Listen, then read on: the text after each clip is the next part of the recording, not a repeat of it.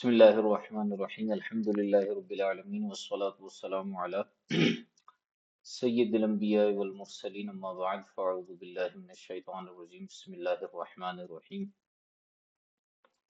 الفضل الموهبی رسالہ ہمارا چل رہا ہے اور اس میں جو ہے وہ پچھلے دنوں ہم نے یہاں تک مطالعہ کر لیا تھا کہ میاں نذیر حسین دہلوی اس نے جو ہے وہ کیا کیا علم حدیث کے اندر اور اصول حدیث کے اندر کون کون سی جو ہے وہ غلطیاں اس نے کی ہیں، ان کے حوالے سے میاں نذیر حسین دہلوی کی جو کچھ خرافات تھی ان کو اعلیٰ حضرت امام اہل سنت رحمۃ اللہ تعالی علیہ نے بیان فرمایا، اور اگر مزید اس کی جو ہے وہ تفصیل اگر مزید اس کی تفصیل جو ہے وہ آپ کو جاننی ہو تو وہ آپ جو رسالہ ہے دوسرا اعلیٰ حضرت کا حاجز البحرین اس کا بھی مطالعہ کر سکتے ہیں۔ اور پچھلے دنوں میں نے گروپ میں جو ہے وہ ایک کتاب بھیجی تھی، اگر وہ آپ کو پی ڈی ایف میں مل جاتی ہے تو وہ بھی بہت زبردست ہے مطالعہ کے حوالے سے، جس میں اس کی جو کتاب ہے معیار الحق، اس کے تحت جو اس کی خرافات ہیں اور باتیں ہیں ان کو اعلیٰ حضرت نے مطلب دیگر علماء نے جو ہے اس کا رد کیا۔ اچھا، دوسری اہم ترین بات یہ ہے کہ امام اہل سنت نے یہاں پر اس چیز کو اس لیے بیان فرمایا ہے، دہلوی مجتہد کی حدیث دانی اور ایک ہی مسئلے میں اتنی فشانی، اس کو اس لیے اعلیٰ حضرت نے بیان کیا کہ جو وہابیہ ہیں، غیر مقلدین ہیں، وہ اپنے آپ کو کافی جو ہے اس حوالے سے تگڑا اور اچھا سمجھتے ہیں کہ انہیں گویا کہ علم حدیث اور اصول حدیث پر کافی دسترس حاصل ہے، حالانکہ ایسا نہیں ہے، بلکہ ان کے نظر میں جو ان کا امام ہے نذیر حسین دہلوی، اس کا حال کیا ہے علم حدیث کے معاملے میں۔ تو جب اس کا اپنا حال اتنا بگڑا ہوا ہے تو سوچیے کہ اس کے جو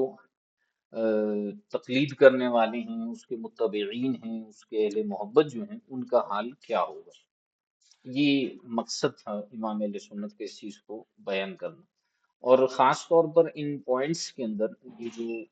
19-20 کے قریب جو پوائنٹس ہیں، ان میں خاص طور پہ اعلیٰ حضرت رحمۃ اللہ تعالی علیہ نے علم اصول حدیث کے کی اصطلاحات کو بیان کیا ہے۔ تو اگر اس میں کوئی چیز سمجھ میں نہیں آتی اس پر تھوڑا غور و فکر کریں اور اصول حدیث میں اس کو تلاش کریں تو انشاءاللہ آپ کو اندازہ ہوگا۔ لیکن پھر میں یہ بات کہہ رہا ہوں کہ اگر آپ نے اس چیز کو مکمل سمجھنا ہے کہ نذیر حسین دہلوی نے کیا کیا چیزیں، کہاں کہاں اس نے غلطیاں کی ہیں، اس کے لیے آپ کو حاجز البحرین جو رسالہ ہے 5ویں جلد میں، اس کا مکمل مطالعہ کرنا ہوگا، انشاءاللہ آپ کو اندازہ ہو جائے گا۔ اچھا، یہاں سے آخر میں اعلیٰ حضرت فرماتے ہیں کہ مسلمانوں، حضرت کی یہ قواعد سبعہ پیش نظر رکھ کر بخاری و مسلم سامنے لائیے۔ پیچھے اس کے کچھ 7 قواعد کی طرف اعلیٰ حضرت نے اشارہ کیے کہ اس نے اپنی طرف سے 7 قواعد بنائے ہوئے ہیں۔ اعلیٰ حضرت فرماتے ہیں کہ ان قواعد سبعہ کو سامنے رکھتے ہوئے بخاری اور مسلم کو سامنے لائیں، اور جو جو حدیثیں ان مخترع محدثات پر رد ہوتی جائیں کاٹتے جائیے، اگر دونوں کتابیں آدھی تہائی بھی باقی رہ جائیں تو میرا ذمہ، یعنی جو اس نے اصول اور قواعد اپنی طرف سے نذیر حسین دہلوی نے گڑے ہوئے ہیں، اگر اس کی ان قواعد کے اعتبار سے آپ بخاری مسلم کی حدیثوں کو بھی دیکھیں گے تو آپ کی بخاری اور مسلم جو ہے وہ آدھی تہائی سے بھی جو ہے وہ کم رہ جائے گی، اور بلکہ شاید اس سے بھی زیادہ جو ہے وہ کم رہ جائے، کیونکہ اس کے قواعد اس انداز کے ہیں کہ جس کی وجہ سے کوئی حدیث پھر قابل عمل نہیں رہے گی۔ تو فرماتے ہیں کہ اگر دونوں کتابیں آدھی تہائی بھی باقی رہ جائے تو میرا ذمہ، خدا نہ کرے کہ مقلدین ائمہ کا کوئی متوسط طالب علم بھی اتنا بوکھلایا ہو، معاذ اللہ، جب ایک مسئلے میں یہ کوتک تو تمام کلام کا کمال کہاں تک۔ العظمۃ للہ، جب پرانے پرانے چوٹی کے سیانے جنہیں طائفہ بھر اپنی ناک مانے، اونچے پائے کا مجتہد جانے ان کی لیاقت کا یہ اندازہ کہ نیری شیخی اور تین کان، تو نئی امت چھٹ بھائیوں کی جماعت کس شمار میں، لا فی العیر ولا فی النفیر والعیاذ باللہ من الشر الشریر، کہ جب ان کے امام کا حال، مقصد اس عبارت کا یہ ہے کہ جب ان کے امام کا یہ حال ہے کہ جو بخاری مسلم کو صحیح انداز میں نہیں سمجھ سکا، جو موٹے موٹے قواعد کو صحیح انداز میں نہیں سمجھ سکا، تو اب جو بعد والے جو غیر مقلدین ہیں ان کا حال اور ان کا انداز کیا ہوگا، ان کی کنڈیشن جو ہے وہ کیا ہوگی۔ فرماتے ہیں کہ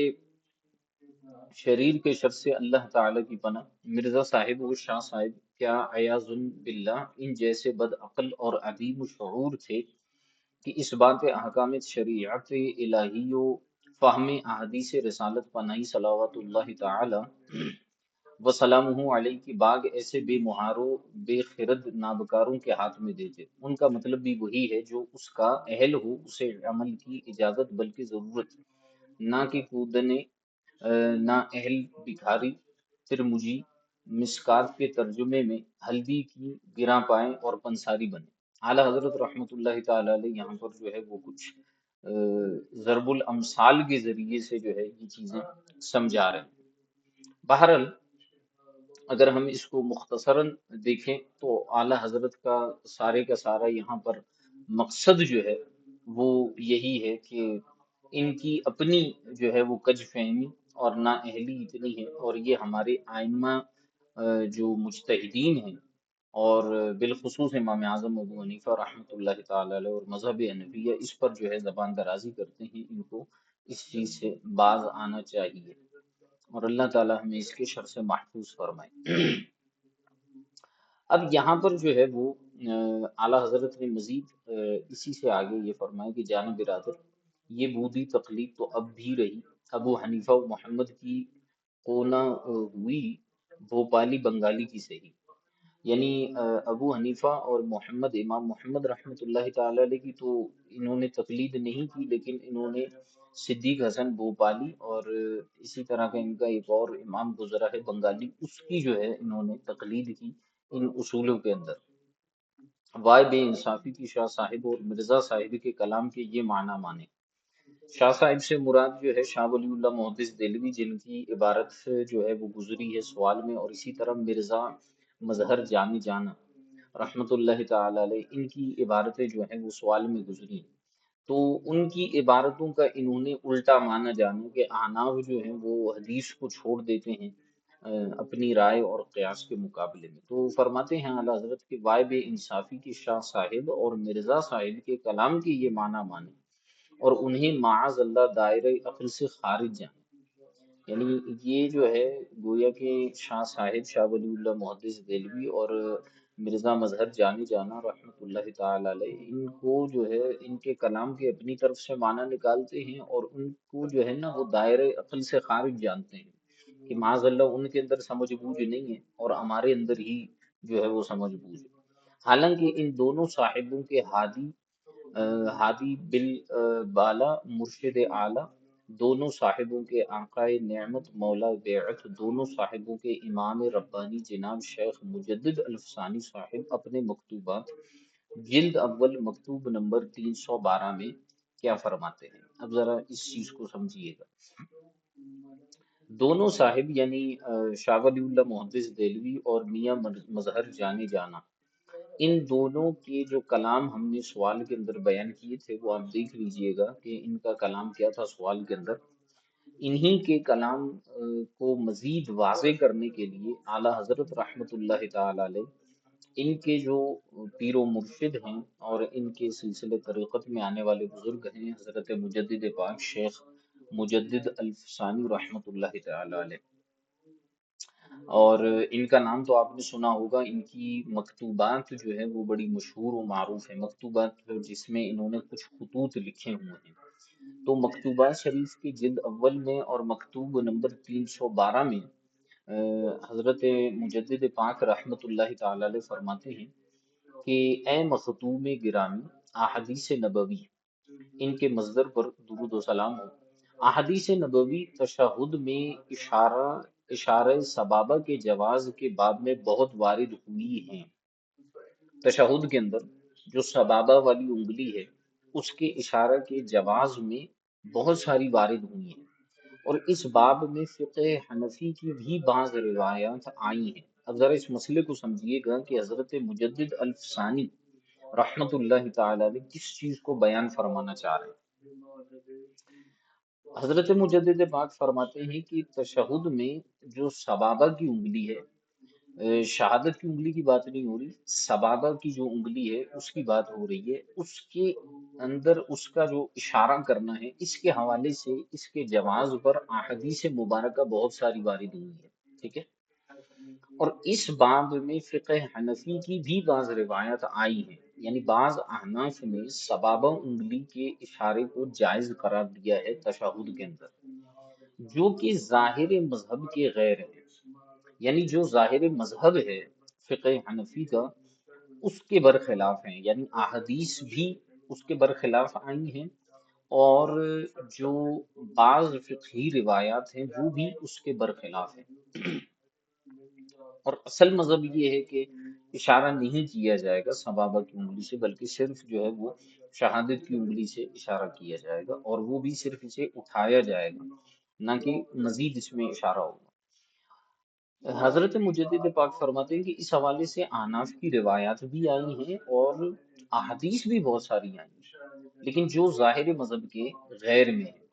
اور وہ جو امام محمد بن شیبانی نے کہا کہ رسول اللہ صلی اللہ علیہ وسلم انگلی شہادت سے اشارہ کرتے تھے، اور ہم بھی اسی طرح اشارہ کرتے ہیں جس طرح حضور علیہ الصلوۃ والسلام کرتے تھے۔ پھر امام محمد نے فرمایا کہ یہی میرا قول اور امام ابو حنیفہ رحمۃ اللہ تعالی علیہ کا قول ہے، روایات نوادر میں سے ہے، نہ روایات اصول میں سے، جبکہ معتبر روایات میں اشارے کی حرمت واقع ہو چکی ہے اور اشارے کے مکروہ ہونے پر فتویٰ دیا گیا ہے۔ ہم مقلدوں کو یہ حق نہیں پہنچتا کہ حدیث کے مقتضا کے مطابق عمل کر کے اشارہ کرنے کی جرت کریں، ٹھیک ہے، کیونکہ ہمارے ہاں جو ہے وہ امام محمد رحمت اللہ تعالی علیہ نے اس میں کیا فرما دیا، اوپر دیکھیے کہ رسول اللہ صلی اللہ علیہ وسلم انگلی شہادت سے اشارہ کرتے تھے، اور ہم بھی اسی طرح اشارہ کرتے ہیں جس طرح حضور علیہ الصلوۃ والسلام کرتے تھے۔ پھر امام محمد نے فرمایا کہ یہی میرا قول ہے اور امام اعظم ابو حنیفہ کا قول ہے، روایات نوادر میں سے ہے، نہ روایت اصول میں سے۔ یہ جو اوپر قول گزرا ہے یہ نوادرات میں سے ہے۔ اب یہ نوادرات کیا ہیں، یہ آپ کو شرح عقود رسم المفتی میں ہم بتائیں گے۔ روایات اصول میں سے نہیں ہے، ٹھیک ہے۔ روایات اصول وہ اہم روایات ہیں جن کو ہم نوادرات پر جو ہے وہ ترجیح دیتے ہیں۔ آپ نے نام سنا ہوگا ظاہر الروایہ اور نوادر الروایہ۔ ظاہر الروایہ میں مشہور 6 کتب جو ہیں وہ آتی ہیں، سیر صغیر، سیر کبیر، جامع صغیر، جامع کبیر، زیادات اور مبسوط۔ یہ جو ہیں وہ ظاہر الروایہ ہیں۔ یہ جو مسئلہ بیان کیا گیا ہے شہادت کی انگلی والا، یہ جو ہے امام محمد کا جو قول ہے یہ ظاہر الروایہ میں نہیں ہے بلکہ نوادرات میں سے ہے، جبکہ معتبر روایات میں حضرت مجدد پاک فرماتے ہیں جبکہ معتبر روایات میں اشارے کی حرمت واقع ہو چکی ہے اور اشارے کے مکروہ ہونے پر فتویٰ دیا گیا ہے۔ ہم مقلدوں کو یہ حق نہیں پہنچتا کہ حدیث کے مقتضا کے مطابق عمل کر کے اشارہ کرنے کی جرت کریں۔ یہ مجدد پاک فرما رہے ہیں کہ ہم مقلدوں کو، کتنی بڑی بات فرما رہے ہیں کہ ہم مقلدوں کو یہ حق نہیں پہنچتا کہ حدیث کے مقتضا کے مطابق، حالانکہ حدیثیں وارد ہو چکی ہیں لیکن پھر بھی ہمیں یہ حق نہیں پہنچتا کہ ہم حدیث کے مقتضا کے مطابق عمل کر کے اشارہ کرنے کی جرت کریں۔ حنفیہ میں سے اشارہ سبابہ کا ارتکاب کرنے والا دو حال سے خالی نہیں، یا تو ان علماء مجتہدین کے لیے جواز اشارہ میں معروف احادیث کا علم تسلیم نہیں کرتا، یا ان کو ان احادیث کا عالم جانتا ہے لیکن ان بزرگوں کے لیے ان احادیث کے مطابق عمل جائز تسلیم نہیں کرتا۔ دو کنڈیشنز بیان کر دی حضرت مجدد پاک نے، اور خیال یہ کرتا ہے کہ ان بزرگوں نے اپنے خیالات کے مطابق احادیث کے خلاف حرمت اور کراہت کا حکم صادر فرما دیا۔ یہ دونوں شقیں فاسد ہیں، انہیں وہی جائز قرار دے گا جو بے وقوف ہو یا ضدی ہو۔ اب ذرا دیکھیے دو باتیں حضرت مجدد پاک نے فرمائی ہیں کہ حنفیہ میں سے اشارہ سبابہ کا ارتکاب کرنے والا دو حال سے خالی نہیں، یعنی جو مشہور و معروف ہماری روایت ہے اس کے مطابق سبابہ کی انگلی سے اشارہ نہیں کیا جائے گا، ٹھیک ہے۔ اب اگر کوئی شخص پھر بھی کرتا ہے اور اپنے آپ کو حنفی کہتا ہے تو اب مجدد پاک دو کنڈیشنز بیان کر رہے ہیں۔ ایک تو یہ بیان کر رہے ہیں کہ یا تو ان علماء مجتہدین کے لیے جواز اشارہ میں معروف احادیث کا علم تسلیم نہیں کرتا، یعنی جو شخص جو ہے وہ احناف میں سے ہے اور پھر بھی جو ہے اشارہ سبابہ کا ارتکاب کرتا ہے تو وہ یہ سمجھتا ہے کہ جن علماء مجتہدین نے یہ جو ہے وہ جواز کا حکم نہیں دیا، جیسے امام محمد اور دیگر ائمہ نے جواز اشارہ کو حکم نہیں دیے، تو اس کا مطلب ہے ان تک وہ جو ہے وہ احادیث پہنچی نہیں تھی، حضرت تک پہنچ گئی تو حضرت نے اشارہ کرنا شروع کر دیا۔ یا تو یہ ماننا ہے کہ بھائی ہمارے اماموں تک وہ حدیثیں پہنچی نہیں، یا پھر فرماتے ہیں دوسری صورت یہ ہوگی کہ یا ان کو ان احادیث کا عالم جانتا ہے لیکن ان بزرگوں کے لیے ان احادیث کے مطابق عمل جائز تسلیم نہیں کرتا، اور خیال یہ کرتا ہے کہ ان بزرگوں نے اپنے خیالات کے مطابق احادیث کے خلاف حرمت اور کراہت کا حکم صادر کر دیا۔ تو دو صورتیں ہو سکتی ہیں، مثال کے طور پر کوئی غیر مقلد ہے زید، اس نے کیا کیا کہ اس نے اپنے آپ کو وہ حنفی کہتا ہے، اور میں غیر مقلد کا میں نے لفظ استعمال کیا، اپنے آپ کو وہ حنفی کہتا ہے اور وہ جو ہے ان احادیث پر عمل کرتا ہے جن میں سبابہ کی انگلی سے اشارہ کرنے کا ذکر ہے نماز میں۔ تو اب اس کے ذہن میں دو باتیں ہوں گی نا، ایک تو یہ ہے کہ ہمارے ائمہ تک وہ حدیثیں ہی نہیں پہنچی، ٹھیک ہے، اور مجھ تک پہنچ گئی، 1400 سال پہلے وہ حدیثیں ان تک نہیں پہنچی، ہم تک پہنچ گئی، یہ عجیب بات ہے اس نے کر دی۔ یا دوسری صورتحال یہ ہوگی کہ وہ یہ سمجھتا ہے کہ حدیثیں تو ان تک پہنچی تھی لیکن انہوں نے اپنے گمان کے مطابق اپنی خواہش کے مطابق ان حدیثوں پر جو ہے وہ عمل نہیں کیا، یعنی معاذ اللہ وہ ضد میں آ گئے تھے ہمارے ائمہ اور انہوں نے ان حدیثوں پر عمل نہیں کیا۔ تو حضرت مجدد پاک فرماتے ہیں کہ یہ دونوں شقیں فاسد ہیں، یہ دونوں باتیں فاسد ہیں، انہیں وہی جائز قرار دے گا جو بے وقوف ہو یا ضدی ہو۔ کیوں؟ دیکھیے ایک تو صورتحال یہ ہے کہ آپ بدگمانی کر رہے ہیں، ہمارے ائمہ کے اوپر یہ بدگمانی کر رہے ہیں کہ یا تو ان تک حدیثیں ہی نہیں پہنچی یا پھر حدیثیں پہنچی ہیں لیکن پھر بھی انہوں نے جو ہے وہ ہٹ درمی کا معاذ اللہ مظاہرہ کرتے ہوئے جو ہے نا ان حدیثوں پر عمل نہیں کیا، معاذ اللہ ثم معاذ اللہ۔ اسی طرف اشارہ کرتے ہوئے مجدد پاک فرماتے ہیں کہ یہ دونوں شقیں فاسد ہیں، انہیں وہی جائز قرار دے گا جو بے وقوف ہو یا ضدی ہو۔ ان اکابر کے ساتھ ہمارا حسن زن یہ ہے، ان اکابر کے ساتھ ہمارا حسن زن یہ ہے کہ اس باب میں جب تک ان پر حرمت یا کراہت کی دلیل ظاہر نہیں ہوئی، حرمت یا کراہت کا انہوں نے حکم نہیں لگایا، زیادہ سے زیادہ اس باب میں یہ کہہ سکتے ہیں کہ ہمیں اس دلیل کا علم نہیں، اور یہ معنی اکابر میں کسی عیب کو مستلزم نہیں۔ اگر کوئی شخص کہے کہ ہم اس دلیل کے خلاف علم رکھتے ہیں تو ہم کہیں گے کہ علت و حرمت کے اس بات میں مقلد کا علم معتبر نہیں ہے بلکہ اس باب میں مجتہد کے ظن کا اعتبار ہے۔ یہ اکابر حدیث کو قرب زمان نبوی، زیادتی علم اور ورع و تقوی سے آراستہ ہونے کی وجہ سے ہم دور استادوں سے بہتر جانتے تھے، اور احادیث کی صحت و سقم اور ان کے نسخ و عدم نسخ کو ہم سے زیادہ پہچانتے تھے، انہیں ضرور کوئی معتبر دلیل ملی ہوگی تبھی انہوں نے احادیث اعلی صاحبہ صلاۃ والسلام کے مقتضا کے مطابق عمل نہیں کیا۔ اور وہ جو امام اعظم سے منقول ہے کہ اگر کوئی حدیث میرے قول کے مخالف پاؤ تو میرے قول کو چھوڑ دو اور حدیث پر عمل کرو، تو اس حدیث سے مراد وہ حدیث ہے جو حضرت امام اعظم کو نہ پہنچی ہو اور اس حدیث کو نہ جاننے کی بنا پر اس کے خلاف حکم فرمایا ہے، اور اشارے کی حدیث اس قبیل سے نہیں ہے۔ اگر کہیں کہ علماء حنفیہ نے جواز اشارہ کا فتویٰ دیا ہے لہذا متعارض فتاوی کے مطابق جس بات پر بھی عمل کر لیا جائے جائز ہے، تو ہم کہتے ہیں کہ اگر جواز و عدم جواز اور علت و حرمت میں تعارض واقع ہو تو تعارض کی صورت میں ترجیح عدم جواز اور جانب حرمت کی ہوتی ہے۔ مختصر یہ کہ حضرت مجدد پاک رحمۃ اللہ تعالی علیہ نے یہاں پر ایک خوبصورت انداز میں کلام فرماتے ہوئے اس بات کی طرف اشارہ کیا کہ ہمیں اپنے اکابر پر حسن زن رکھنا چاہیے۔ اگر ہمارے اکابرین نے کسی حدیث پر اطلاع کے باوجود اس پر عمل نہیں کیا تو اس کا مطلب یہ ہے کہ ان کے پاس کوئی نہ کوئی اور قوی دلیل ہوگی۔ اور جو ہمارے امام اعظم رحمۃ اللہ تعالی علیہ نے فرمایا کہ جب تم حدیث صحیح کو دیکھو اور میرے قول کو اس کے خلاف پاؤ تو میرے قول کو چھوڑ دو اور حدیث پر عمل کرو۔ مجدد پاک فرماتے ہیں اس کا مطلب یہ ہے کہ وہ حدیث، اگر امام اعظم کا مقصد یہ تھا کہنے کا کہ اگر مجھ تک کوئی حدیث نہیں پہنچی اور میں نے اس پر عمل نہیں کیا، اس کے برخلاف عمل کیا، لیکن تم تک پہنچ گئی تو تم اس حدیث پر عمل کرو۔ لیکن میرا سب سے سوال یہ ہے، جتنے بھی طلبہ سن رہے ہیں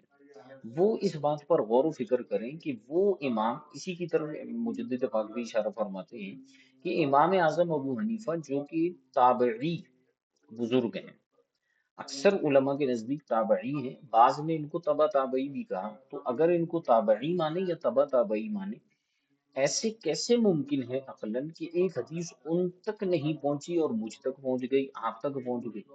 تو عقلاً جو ہے یہ بات ناممکنات میں سے ہے کہ وہ زمانہ جو امام اعظم رحمۃ اللہ تعالی علیہ کے قریب تھا، امام اعظم نے وہاں سے جو ہے کوئی چیز حاصل نہیں کی، اور ہم جو اتنے دور ہیں ہمیں وہ چیز ملی۔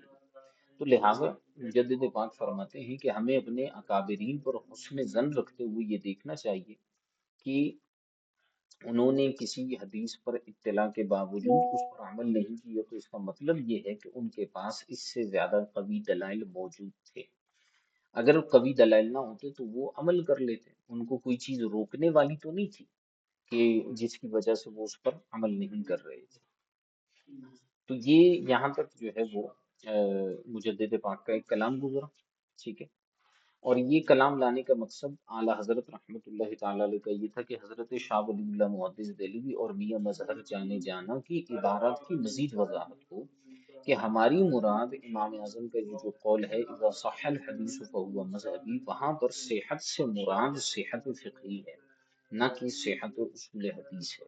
ٹھیک ہے۔ اب آگے جو ہے وہ ایک عبارت آئے گی مجدد پاک کی ہی کتاب مبدأ و معاد سے، اوپر والی عبارت جو ہے وہ مکتوبات شریف کی تھی، مبدأ و معاد سے جو ہے ایک عبارت آئے گی انشاءاللہ کریم، اس کو ہم مزید جو ہے وہ پھر کل تفصیل دیکھیں گے۔ آج جو ہے ہم یہیں تک اس کو رکھتے ہیں، اگر کوئی اس میں مزید کوئی سوال وغیرہ کرنا چاہیں تو سوال کر سکتے ہیں۔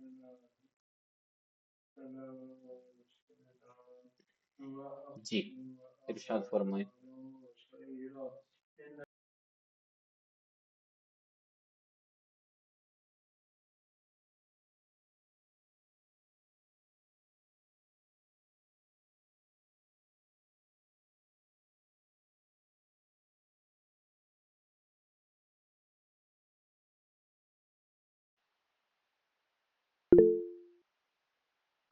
السلام علیکم ورحمۃ اللہ وبرکاتہ۔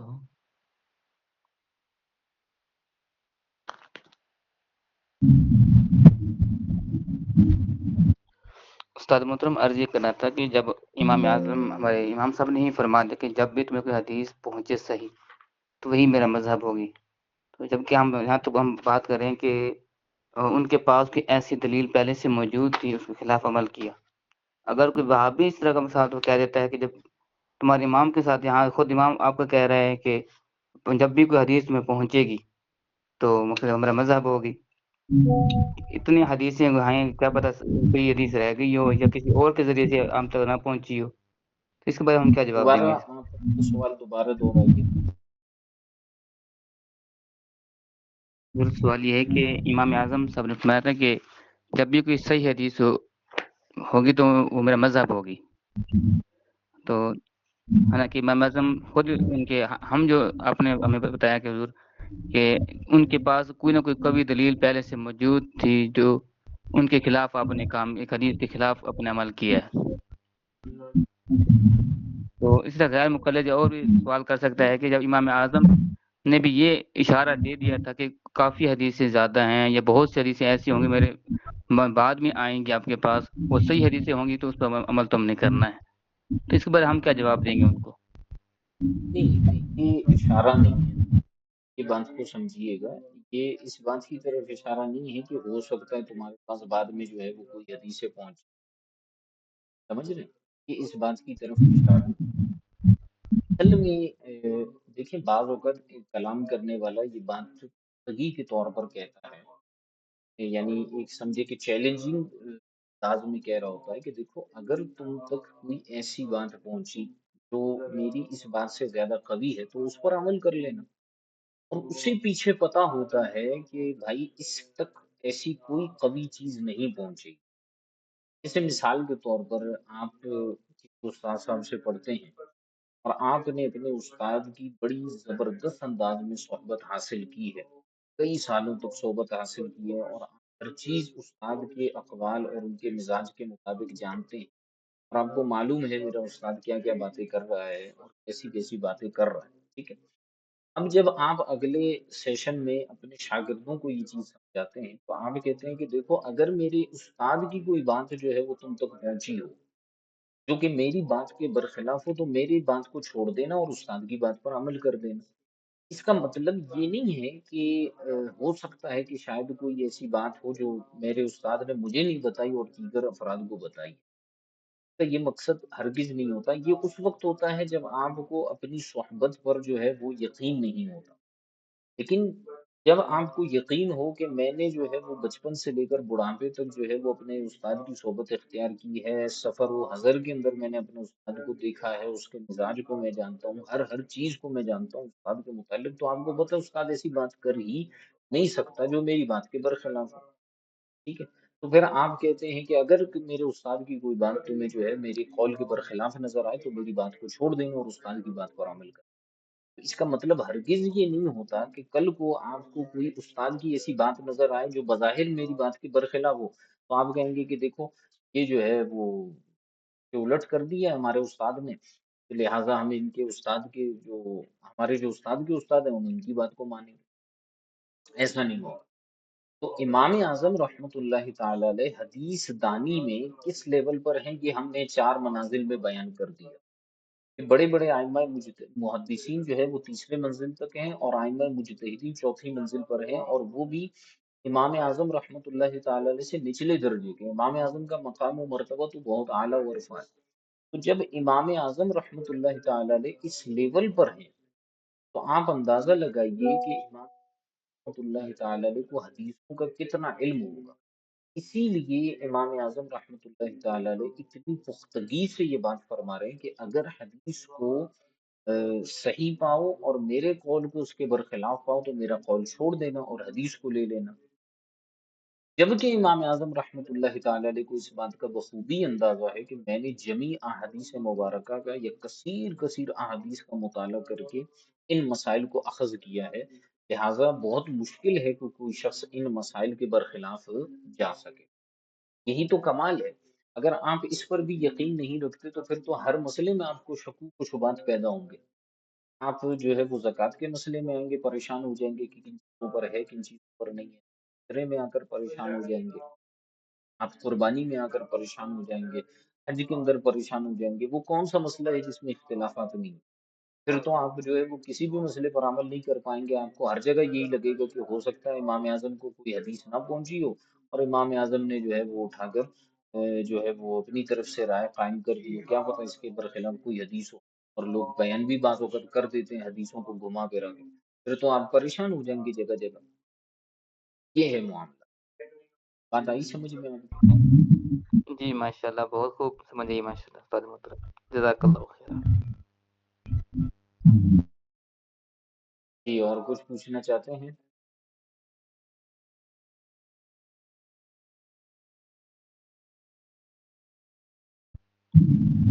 استاد محترم عرض کرنی تھی ایک اور، تو کل فرمائیں۔ ایک اسلام جی کل ایک اسلام بھی ملاقات ہوئی کسی سے، ہم نیوٹرل اسلام بھی تھے، تو انہوں نے ایک سوال کیا، انہوں نے کہا کہ امام بخاری کے بارے میں بات آئی تھی کہ آپ کو 6 لاکھ حدیثیں یاد تھیں، تو امام بخاری شریف کے اندر چاند حدیثیں ہیں، تو باقی 6 لاکھ حدیثیں کہاں چلی گئی ہیں؟ ان کے شاگردوں میں سے کس کس نے لی ہیں جو اتنی حدیثیں تھیں، جو کچھ بخاری میں رہ گئی، باقی کون کون سی حدیثیں تھیں؟ یہ مجھے سوال۔ لگتا ہے کہ حدیثیں شروع کریں گے حضرت کے لیے کہ کون سی حدیث امام بخاری نے یاد کی لیکن شامل نہیں کی۔ بھائی دیکھیں، حفظ حدیث ایک الگ چیز ہوتی ہے اور احادیث کو ان شرائط کے مطابق پا کر اپنی کتاب میں درج کرنا یہ الگ چیز ہے۔ تو 6 لاکھ احادیث میں بہت ساری مقرر ہوں گی۔ اب ایک حدیث ہے وہ 10 سندوں کے ساتھ ہے، تو اس کا مطلب یہ نہیں ہے کہ وہ ایک ہی حدیث ہے، وہ ہم کہیں گے کہ یہ 10 حدیث ہیں۔ اس طرح سے کئی احادیث تکرار کے ساتھ اور کئی حدیث جو ہے وہ متعدد روایتوں کے ذریعے جو ہے وہ آتی ہیں۔ امام احمد بن حنبل کے بارے میں آتا ہے کہ انہیں 10 لاکھ حدیثیں یاد تھیں، تو وہ تو 6 سے بھی زیادہ ہیں، لیکن امام احمد بن حنبل نے اپنی مسند امام احمد میں جو ہے وہ ساری کی ساری حدیثیں تو بیان نہیں کی۔ کئی محدثین کے بارے میں آتا ہے کہ انہیں اتنے ہزار حدیثیں یاد تھیں، انہیں اتنے لاکھ حدیثیں یاد تھیں، لیکن وہ جب تحریر اور تصنیف میں آتے ہیں تو آپ اندازہ لگائیے کہ آج سے صدیوں سال پہلے جب کمپوزنگ کا سلسلہ نہیں تھا، پرنٹنگ کا سلسلہ نہیں تھا، تو حضرت نے امام بخاری نے یہ حدیثیں قدر محنت سے جمع کی ہوں۔ تو 6 لاکھ حدیثیں یاد کرنا الگ بات ہے، پھر ان کو لکھنا، ان کو باقاعدہ سے جو ہے وہ ان کی باب بندی کرنا، یہ ایک بڑا کام ہوتا ہے۔ اس لیے اس زمانے میں محدثین نے اسی بات کا اہتمام کیا کہ جو اہم اہم احادیث مبارکہ تھی یا جو ان کا مقصد تھا جس اعتبار سے ان کو جمع کرنا، انہوں نے اس اعتبار سے جمع کی۔ اب جو باقی حدیثیں جو ہیں کہاں گئی ہیں، وہ جنہوں نے سوال کیا ان کو آپ یہ کہتے ہیں، آپ کی بھی ذمہ داری بنتی، ہماری ذمہ داری نہیں بنتی ساری چیزوں کا جواب دینا، آپ کی ذمہ داری بنتی ہے۔ آپ ایسا کریں، تھوڑا بھی محنت کر کے جو تلاش کریں، وہ باقی جو 6 لاکھ حدیثیں تھیں، چند ہزار جو بیان کی، ان سال کے باقی لاکھوں لاکھ حدیث وہ امام اعظم امام بخاری نے کہاں رکھ سنبھال کے، تھوڑا سا آپ بھی اور لگائیں۔ آپ کا سوال ان سے یہی ہونے چاہیے، باقی ٹھیکہ تو ہم نے سارے کا سارا ہم نے تو نہیں اٹھایا ہوا، وہ بھی دیکھیں کہ ان کو کہاں تک علم حاصل۔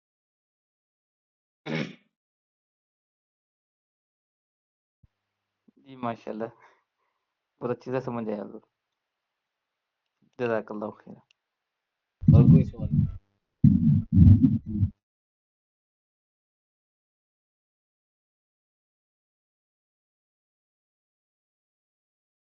چلیں آج کے سبق کو بھی دیکھ لیجئے گا، اچھے انداز میں دیے گا، تو جو عبارات آ رہی ہیں قدرے ان کے اندر تھوڑی خلاف ہے۔ میں گروپ میں جو ہے یہ کتاب بھی سینڈ کر دیتا ہوں، تو الفاظ کو خلاصہ ہے، اس سے بھی پر معاونت کر سکتے ہیں انشاءاللہ الکریم بآسانی۔ سمجھ میں کریم آپ سب کو برکت عطا فرمائے۔ جزاکم اللہ تعالی خیر کثیرا۔ السلام علیکم ورحمۃ اللہ۔